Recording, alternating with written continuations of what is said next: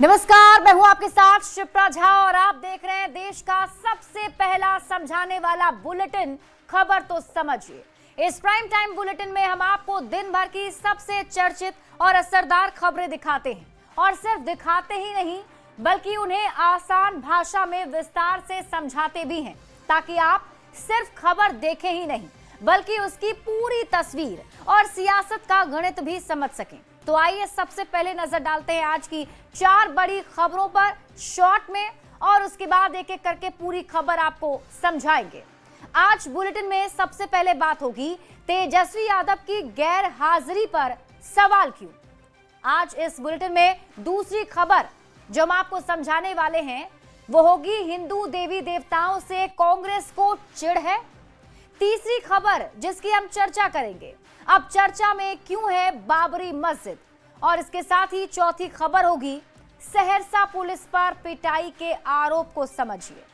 लेकिन शुरुआत करेंगे सबसे पहले विधानसभा की कार्यवाही से तेजस्वी यादव के अनुपस्थित रहने पर जेडीयू एमएलसी नीरज कुमार ने सवाल खड़े किए हैं और पूछा कि आकाश में, पाताल में, कोर्ट में, कचहरी में कहां हैं तेजस्वी यादव।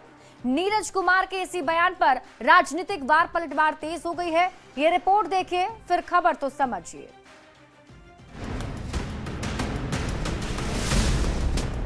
18वीं विधानसभा के गठन के बाद बुधवार का दिन काफी अहम रहा। शीत सत्र के तीसरे दिन विधानसभा और विधान परिषद में राज्यपाल का अभिभाषण हुआ।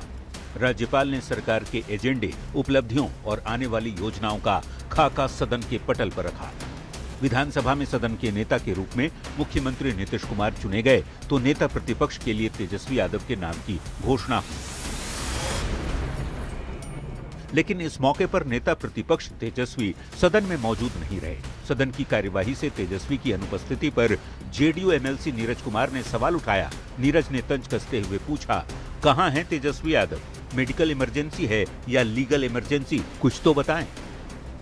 कहां है तेजस्वी यादव? आकाश में, पाताल में, बिहार में, उत्तर प्रदेश में, बंगाल में, महाराष्ट्र में, कोर्ट में, कचहरी में, कहां है आखिर? यह सवाल महत्वपूर्ण है कि महामहिम का अभिभाषण हो रहा है और विपक्ष के नेता लापता, गुमशुदा, ये चिंता का विषय है। तेजस्वी यादव की अनुपस्थिति पर नीरज कुमार की ओर से उठाए गए सवाल पर सियासत तेज है। आरजेडी की ओर से एजाज अहमद ने पलटवार किया है और कहा, नीरज कुमार का एकमात्र राजनीतिक आधार और सोच तेजस्वी यादव है। जिस तरह की राजनीति नीरज कुमार जी आप करते हैं, ऐसा लगता है कि आपका एकमात्र राजनीति का आधार और सोच तेजस्वी प्रसाद यादव है। तेजस्वी जी से आगे निकलिए, बिहार का विकास कब होगा? बिहार में कुछ दिनों पहले ही चुनाव हुए हैं। नई विधानसभा का गठन हुआ है और पहले सत्र के तीसरे ही दिन, वो भी जबकि राज्यपाल का अभिभाषण हो रहा था। लेकिन नेता प्रतिपक्ष तेजस्वी यादव सदन से अनुपस्थित रहे, जिस पर सत्ता पक्ष के नेता सवाल उठा रहे हैं। आपको बता दें, विधानमंडल का शीतकालीन सत्र महज 5 दिनों तक का है और ये 5 दिसंबर तक ही चलने वाला है। न्यूज 18 के लिए पटना से आनंद अमृतराज और रवि एस नारायण के साथ ब्यूरो रिपोर्ट। और अब आप खबर तो समझिए। तेजस्वी यादव की अनुपस्थिति पर आखिर सत्ता पक्ष का ये सवाल क्यों ये सवाल पूछा जा रहा है, तो इस सवाल को समझने के लिए बिहार विधानसभा से जुड़ी कुछ जरूरी जानकारी जानना भी जरूरी है। जानकारी यह है कि मुख्यमंत्री विधानसभा में नेता सदन होते हैं, यानी कि बिहार विधानसभा में नीतीश कुमार नेता सदन है, जबकि तेजस्वी यादव नेता प्रतिपक्ष हैं, जिसका ऐलान बुधवार को ही हुआ। अब फिर से वही सवाल कि तेजस्वी यादव के विधानसभा की कार्यवाही से अनुपस्थित रहने पर सत्ता पक्ष सवाल क्यों उठा रहा है, तो इसके लिए नेता प्रतिपक्ष के पद को समझना जरूरी है।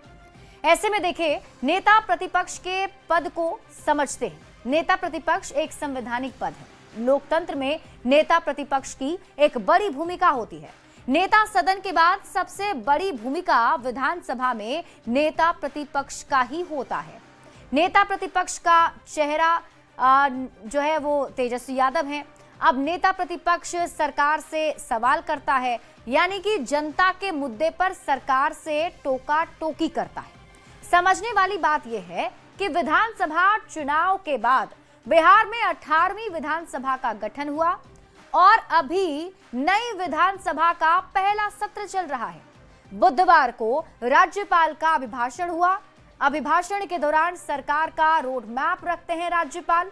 माना जाता है कि ऐसे मौके पर सभी सदस्य विधानसभा में मौजूद रहेंगे। नेता प्रतिपक्ष का पद बड़ा है, ऐसे में उनके अनुपस्थिति पर सवाल उठाए जा रहे हैं। अब जबकि सदन की कार्यवाही में नेता प्रतिपक्ष तेजस्वी यादव नहीं मौजूद रहे, तो जेडीयू नेता तंज कसते हुए पूछते हैं कि तेजस्वी यादव सदन में क्यों नहीं आए, कहां हैं तेजस्वी यादव, ये उन्हें बताना चाहिए। राजनीति कोई पार्ट टाइम जॉब नहीं है। अब इस पर आरजेडी कहां चुप रहने वाली थी। आरजेडी के नेताओं का कहना है कि नीरज कुमार के पास कोई मुद्दा ही नहीं है।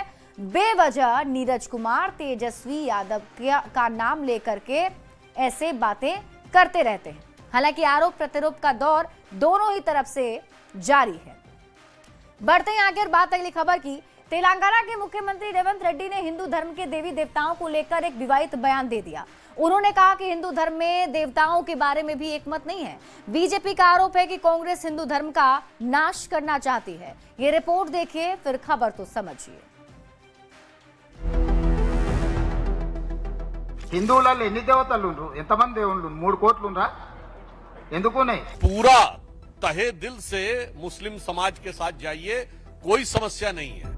मंगलवार को हैदराबाद में कांग्रेस कमेटी की कार्यकारिणी की बैठक हुई। इस बैठक में कांग्रेस के कार्यकर्ताओं को संबोधित करते हुए तेलंगाना के मुख्यमंत्री कुछ ऐसा बोल गए जो विवाद का कारण बन गया। హిందువులలో ఎన్ని దేవతలు ఉండ్రు, ఎంతమంది దేవుళ్ళు, 3 కోట్లు ఉండ్రా, ఎందుకు नहीं? పెళ్లి చేసుకోవడానికి హనుమంతుడు ఉన్నాడు, 2 పెళ్లిళ్ళు చేసుకునేటోనికి ఇంకొక ఆయన దేవుడు ఉన్నాడు, మందు తాగేటోళ్ళకి ఓ దేవుడు ఉన్నాడు, ఎల్లమ్మ, పోషమ్మ, మైసమ్మ, కళ్ళు కొయ్యాలి, కోడి కొయ్యాలి అనేటోళ్ళకు, పప్పన్నం తినేటోళ్ళకు కూడా దేవుడు అవునా? तेलंगाना प्रदेश कांग्रेस कमेटी की बैठक के दौरान मुख्यमंत्री रेवंत रेड्डी ने कहा, हिंदू कितने भगवानों में विश्वास करते हैं? क्या 3 करोड़ हैं? इतने सारे क्यों हैं? कुंवारे लोगों के लिए एक भगवान है हनुमान, 2 बार शादी करने वालों के लिए एक और भगवान है, और शराब पीने वालों के लिए एक अलग भगवान है। हर एक समूह का अपना एक भगवान है। इस तरह देवताओं के बारे में भी कोई एक मत नहीं है।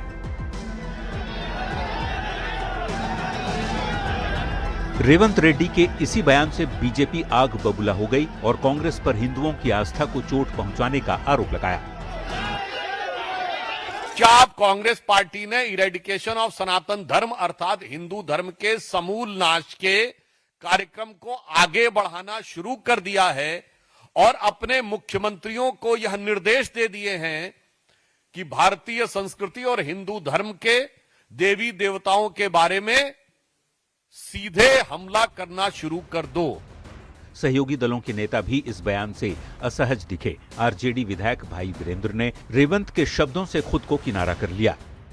हम सभी धर्मों के, चाहे वो मंदिर हो, मस्जिद हो, गुरुद्वारा हो, चाहे वो फिर ये गिरजाघर हो, मैं सबका समर्थन करता हूं। कौन क्या बयान देता है उस पर बोलना हमारा उचित नहीं।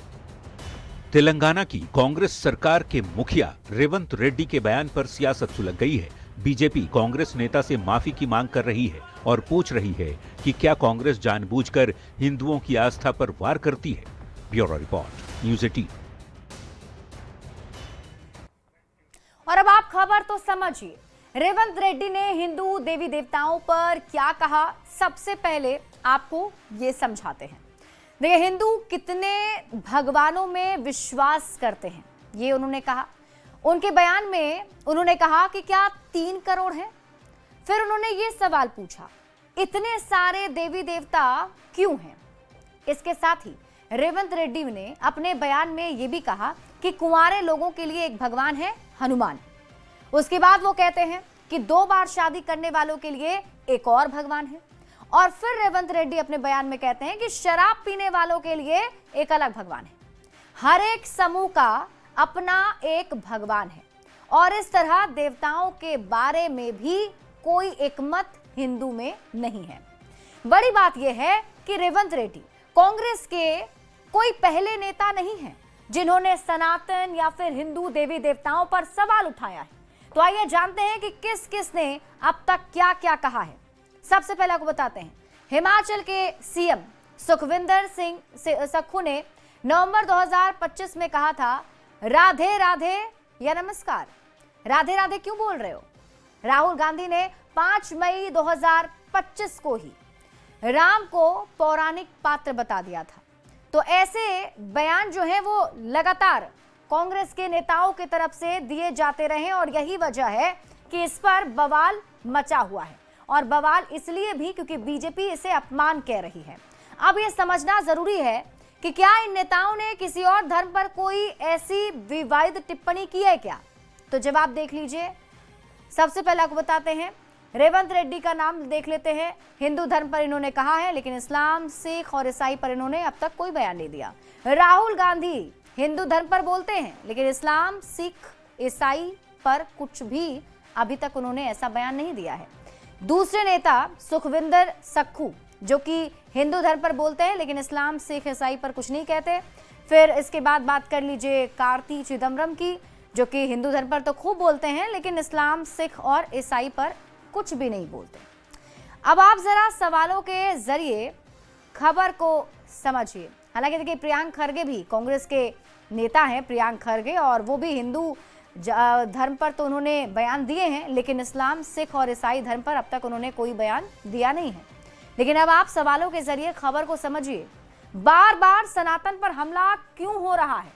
सवाल ये भी कि हिंदू देवी देवताओं का अपमान आखिर क्यों किया जा रहा है?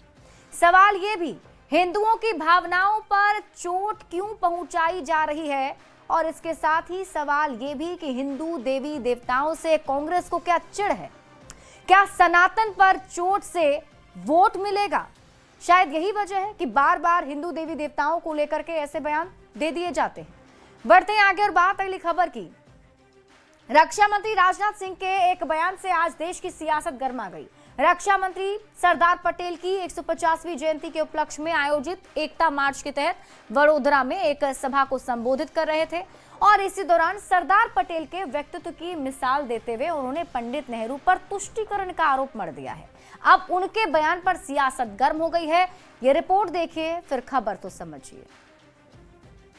जवाहरलाल नेहरू सरकारी खजाने से पैसा खर्च करके बाबरी मस्जिद बनवाई जानी चाहिए। पंडित जवाहरलाल नेहरू सरकारी पैसे से बाबरी मस्जिद का निर्माण कराना चाहते थे, पर सरदार वल्लभ भाई पटेल ने नेहरू की ये मुराद पूरी नहीं होने दी। ये बयान देश के रक्षा मंत्री राजनाथ सिंह ने वडोदरा में एक जनसभा को संबोधित करते हुए दिया है।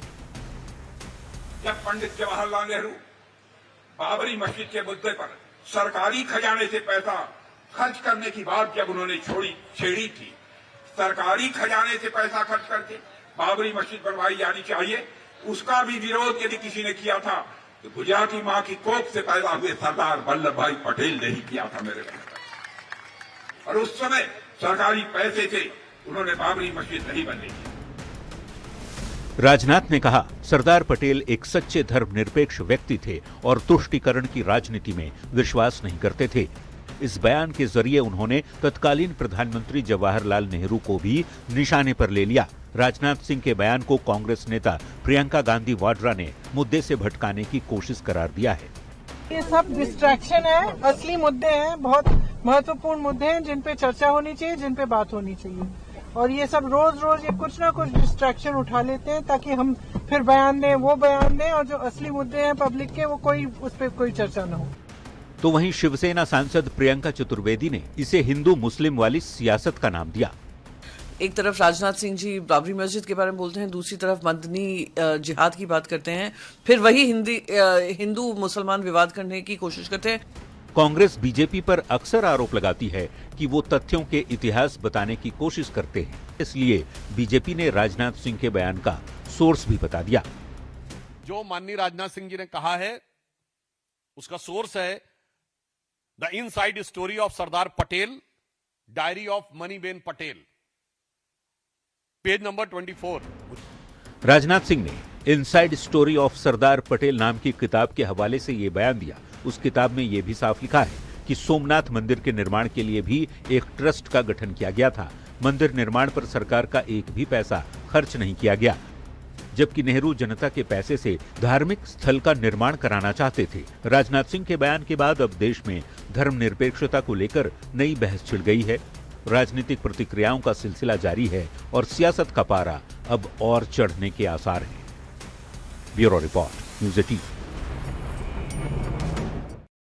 और अब आप खबर तो समझिए, क्या सरकारी पैसे से बाबरी मस्जिद बनवाना चाहते थे पंडित नेहरू? क्योंकि ये बयान रक्षा मंत्री ने दिया है। दरअसल रक्षा मंत्री राजनाथ सिंह ने कहा है कि सरकारी पैसे से बाबरी मस्जिद बनवाना चाहते थे नेहरू, तब सरदार पटेल ने उन्हें ऐसा करने से रोका था। राजनाथ सिंह ने बताया कि पंडित जवाहरलाल नेहरू ने सोमनाथ मंदिर जीर्णोद्धार का मुद्दा उठाया तो सरदार पटेल ने कहा कि मंदिर एक अलग मामला है। सोमनाथ मंदिर के लिए आम लोगों ने 30 लाख दान दिया था, जिससे मंदिर का जीर्णोद्धार हुआ। सोमनाथ मंदिर पर सरकार का एक भी पैसा खर्च नहीं किया गया है। अब समझना जरूरी है कि राजनाथ सिंह कहना क्या चाहते हैं, तो वो भी समझिए। देखिए, धर्मनिरपेक्षता को लेकर जवाहरलाल नेहरू के 2 मापदंड थे। बाबरी मस्जिद को सरकारी पैसे से बनवाने की इच्छा रखते थे, लेकिन सोमनाथ मंदिर के निर्माण पर सवाल उठाए थे। ये राजनाथ सिंह अपने बयान के जरिए कहना चाहते हैं। वहीं दूसरी ओर राजनाथ सिंह ने यह भी बताया कि सरदार पटेल एक सच्चे उदारवादी और धर्मनिरपेक्ष व्यक्ति थे। सरदार पटेल कभी तुष्टीकरण में विश्वास नहीं करते थे, और यही वजह है कि अब उनके इस बयान के बाद से एक नई बहस छिड़ गई है और कांग्रेस की तरफ से पलटवार किया जा रहा है। बढ़ते हैं आगे और बात अगली खबर की। बिहार में शहर शहर सरकारी जमीन और सड़क पर अवैध कब्जा करने वालों की शामत आई हुई है। प्रशासन का बुलडोजर गरज रहा है, अवैध कब्जे को हटाया जा रहा है। साथ ही आगे से फिर अवैध कब्जा करने पर कड़ी चेतावनी भी दी जा रही है। मकसद साफ है कि लोगों को सड़क पर आने जाने में सुविधा दी जाए। ये रिपोर्ट देखिए, फिर खबर तो समझिए।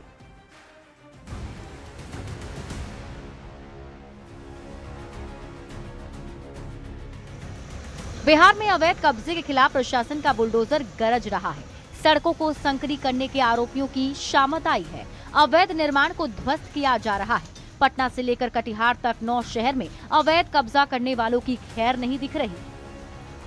सीतामढ़ी शहर के साथ ही पुपरी में भी अलग अलग इलाकों में सरकारी जमीन को अतिक्रमण मुक्त कराया गया। आरा में भी अवैध कब्जे के खिलाफ बुलडोजर गरजा। गोपाली चौक से लेकर शीश महल चौक, आरण्य देवी मंदिर, सब्जी गोला तक अतिक्रमण हटाया गया। इस दौरान अतिक्रमण करने के आरोपियों से जुर्माना भी वसूला गया। भागलपुर में भी अतिक्रमण करने वालों की खैर नहीं दिखी। लोहिया पुल के नीचे स्टेशन चौक और दवाई पट्टी में सभी दुकानों के सामने से अवैध कब्जा हटाया गया। बाढ़ में भी नगर परिषद की टीम अतिक्रमण हटाने को लेकर अलर्ट दिखी। भवानी चौक स्टेशन रोड में अतिक्रमण हटाने के लिए बुलडोजर एक्शन हुआ। पिछले कई दिन से अतिक्रमण हटाने को लेकर माइकिंग के जरिए चेतावनी दी जा रही थी। अतिक्रमण से करा रहे कटिहार में भी बुलडोजर लोगों को राहत देता दिखा। नगर थाना क्षेत्र के डहरिया वार्ड नंबर 38 में मेन रोड को अवैध निर्माण कर जाम रखा गया था। इस पर कार्रवाई करते हुए अवैध कंस्ट्रक्शंस को हटा दिया गया। छपरा में पहले शहर को अवैध कब्जे से साफ किया गया और अब ग्रामीण इलाकों में भी बुलडोजर गरज रहा है। इसके साथ ही राजधानी पटना, उत्तर बिहार के प्रमुख शहर मुजफ्फरपुर और सिवान में भी अवैध कब्जाधारियों पर प्रशासन का पीला पंजा गरज रहा है। 8 फीट चौड़ी सड़क अब 30 फीट तक चौड़ी दिख रही है। Bureau report, news 18। देखिए, बिहार में नई सरकार बनने के बाद बुलडोजर एक्शन की चर्चा काफी जोरों पर हो रही है। ऐसे में आइए आपको समझाते हैं कि बिहार में बुलडोजर एक्शन क्यों किया जा रहा है। अब सबके मन में ये सवाल उठ रहा होगा कि बिहार में आखिर क्यों चल रहा है बुलडोजर। तो आपको बता दें कि ये बुलडोजर एक्शन अतिक्रमण के खिलाफ चल रहा है। सड़क पर जो अवैध कब्जा कर लिया गया है उस पर चल रहा है, वो भी कोर्ट से अनुमति मिलने के बाद चलाया जा रहा है। बिहार में बुलडोजर एक्शन के अब आप मायने समझिए। देखिए, अब अतिक्रमण करने वालों पर कार्रवाई होती रहेगी और सड़क पर अवैध कब्जा बर्दाश्त नहीं किया जाएगा। ये साफ साफ संदेश दिया जा रहा है कि अवैध कब्जा अगर आप करते हैं तो आप उसे खुद हटा लीजिए, नहीं तो बुलडोजर उस अवैध कब्जे को हटा देगा। और यही वजह है कि बुलडोजर एक्शन अभी अलग अलग शहरों में देखने को मिल रहा है। बढ़ते हैं आगे और बात अगली खबर की करेंगे। सहरसा की सौर बाजार थाना पुलिस की पिटाई से एक व्यक्ति की मौत का गंभीर आरोप लगा है। हालांकि थानाध्यक्ष ने पिटाई के आरोप को गलत बताते हुए नियम के अनुसार कार्रवाई की बात कही है। मार के अकाल के खरीदा है तो खरीदा है। अब हमरा यहाँ न्याय चाहिए, हमरा दूगो लड़की चाहिए।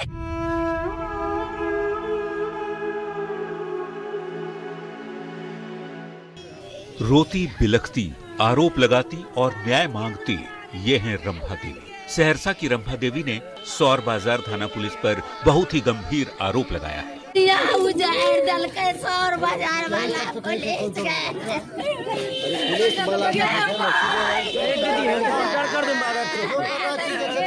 आरोप लगाया है थाने में अपने पति की पिटाई और पिटाई के चलते हुई मौत की। 2 लाख रुपया कौन मांग रहा था? तो पुलिस वाला।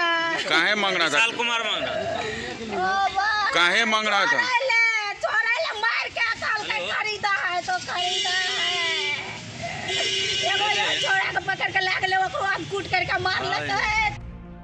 मृतक के घर वालों का आरोप है कि कबाड़ी व्यवसायी मनोज शाह को 27 नवंबर को पुलिस चोरी का सामान खरीदने के आरोप में थाने ले गई, जहां उसकी पिटाई की गई। अगले दिन छोड़ जाने के बाद उसकी तबीयत बिगड़ गई और इलाज के दौरान मौत हो गई।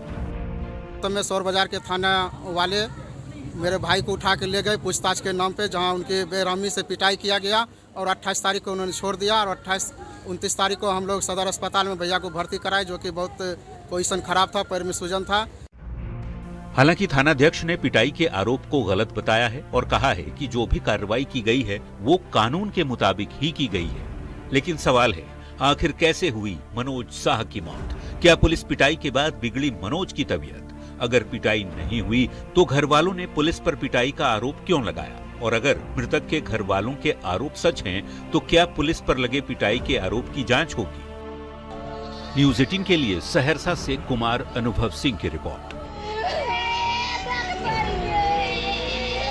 और इसी के साथ इस बुलेटिन में अभी के लिए बस इतना ही। आप देखते रहिए न्यूज़ 18 बिहार झारखंड।